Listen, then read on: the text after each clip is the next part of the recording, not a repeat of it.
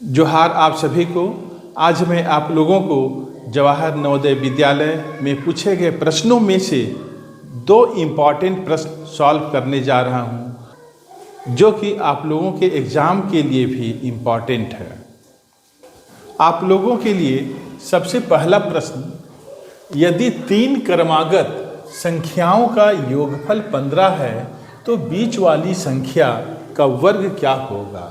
यह प्रश्न जवाहर नवोदय विद्यालय 2023 में पूछा गया है। यहाँ पर आप लोगों को समझना होगा क्रमागत संख्या। क्रमागत संख्या का मतलब क्या होता है? जैसे 1 2 3, जैसे 1 2 3, इसे हम लोग क्या कहेंगे? क्रमागत संख्या कहेंगे। 5 6 7, इसे क्या कहेंगे? क्रमागत संख्या कहेंगे। क्रमागत संख्या का मतलब होता है लगातार। क्या होता है? लगातार।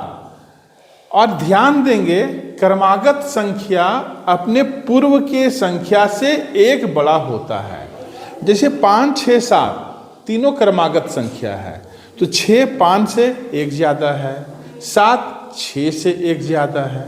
ठीक है, तो सबसे पहले इस प्रश्न को सॉल्व करने के लिए हम लोगों को माना कि 3 क्रमागत संख्याएं x + 1 तथा x + 2 है। ठीक है, यहाँ ध्यान दें, पहला संख्या क्या है? x। दूसरा संख्या इससे 1 ज़्यादा होगा ना। तीसरा संख्या इससे 1 ज़्यादा होगा। कोई दिक्कत? इसके बाद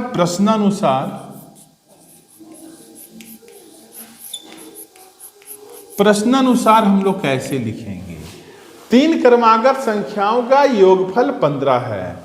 यदि हम लोग तीनों को जोड़ेंगे, जैसे x + 1 x + 2, तो योगफल कितना आएगा? 15। यह आपके प्रश्न में दिया हुआ है? ठीक है।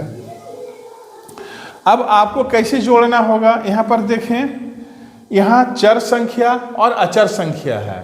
ये आप लोग जानते हो, x को हम लोग चर संख्या कहते हैं और 1 और 2 को अचर संख्या कहते हैं। तो हम लोग कैसे जोड़ेंगे? x 1 2 3, x कितना है? 3 है। तो जब जोड़ेंगे तो हो जाएगा 3x। 1 और 2 जोड़ने के बाद कितना आएगा? 3। ये हो गया 3x बराबर के बाद 15, और 3 को दाहिनी ओर ले जाएंगे तो हो जाएगा -3।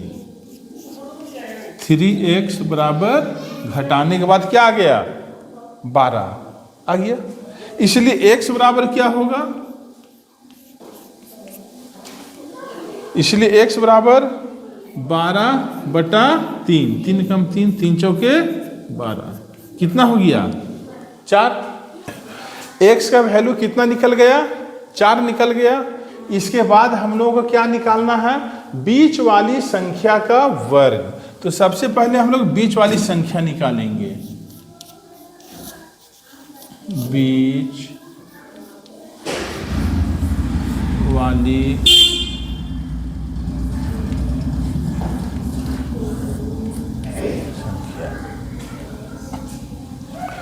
बीच वाली संख्या क्या है? x + 1। x + 1, x का वैल्यू 4 + 1 = 5। इसके बाद हम लोग को निकालना होगा बीच वाली संख्या का वर्ग। बीच वाली संख्या का वर्ग बराबर क्या होगा? 5 का स्क्वायर। That means 5 × 5, 5 × 5 = 25। इस प्रकार बीच वाली संख्या का वर्ग हो गया 25। अब हम लोग आते हैं क्वेश्चन नंबर 2 में 0.008 का क्यूब रूट निकालना है। यह प्रश्न आया है जवाहर नवोदय विद्यालय 2000 में। इस प्रश्न को हम लोग सॉल्व कैसे करेंगे, देखें। 0.008 है तो यहाँ से दशमलव हम लोग कैसे हटाएंगे।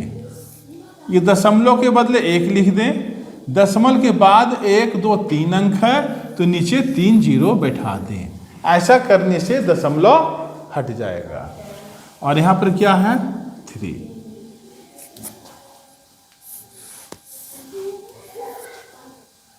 आठ को हम लोग लिख सकते हैं 2 गुना 2 गुना 2 बटा 1000 को कैसे लिख सकते हैं 10 गुना 10 गुना 10। ठीक है, ध्यान से पहले देख लें। यहाँ 2 गुना 2 गुना 2 कितने बार आया है, 3 बार आया है। इसे हम लोग लिख सकते हैं 2 का पावर 3 बटा 10 का पावर 3।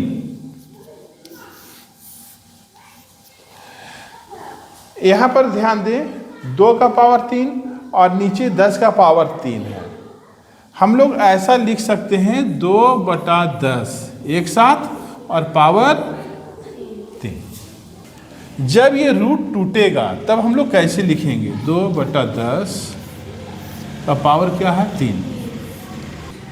जब ये क्यूब रूट टूटेगा तब इसके बदले में हम लोगों को लिखना होगा 1 बटा 3। क्या लिखना होगा 1 बटा 3। और इसके बाद 2 बटा 10 का पावर कितना है 3 और होल पावर है 1 बटा 3। तो ये दोनों पावर में क्या होगा आपस में गुना हो जाएगा। क्यों होगा, तो एक फॉर्मूला है x का पावर m का होल पावर n। जब ऐसा रहता है तब होता है x का पावर m n। ठीक है, तो यहां पर ध्यान दें x का पावर m का होल पावर n है तो बराबर के बाद क्या होता है x का पावर m इंटू n। तो सेम फॉर्मूला का उपयोग हम लोग यहाँ पर करेंगे। 2 बटे 10 का पावर है 3 और होल पावर है 1 बटा 3। तो ये दोनों पावर में क्या होगा गुना हो जाएगा। इसलिए हम लोग लिखेंगे 2 बटा 10 का पावर 3 गुना 1 बटा 3। ये और ये कट गया तो कितना आएगा 2 बटा 10 का पावर क्या होगा 1, मतलब 2 बटा 10। 2 बटा 10 का पावर 1 मतलब 2 बटा 10। और 2 को जब 10 से आप भाग देंगे तो हो जाएगा 0.2। कितना होगा 0.2। ये आंसर हो गया। कोई भी दिक्कत नहीं है, समझ में आ गया। अब आप लोग दोनों प्रश्न को उतार लें। ओके।